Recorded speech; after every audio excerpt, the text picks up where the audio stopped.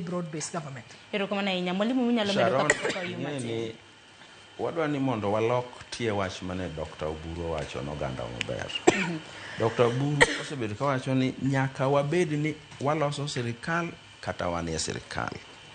Tiende ni enyime kaka pok wachopo yiero, nyaka bed ni waseng'ado bura ni wan gi candidate mwadhi loso go sirikal.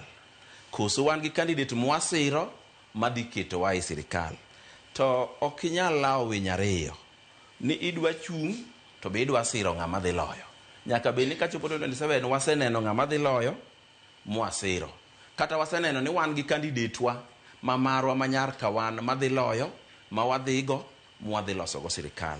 To kaka ing'eye kaka iwinjo ka Mheshimiwa Ondieko wacho ni ng'ama dhi yombo Ruto to onge.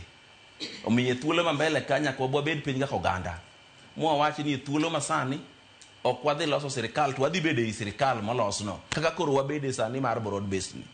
Bede e sirikal to be kendo ber malich nikech gop ng'ato ma koro un go onge, un be koro tiyo kanye bwo ng'ato machielo makao lisasi temo bago sirikal. Kaka koro Ruto kawe ni to wan watiye wachieme ni. Mane kaka itime.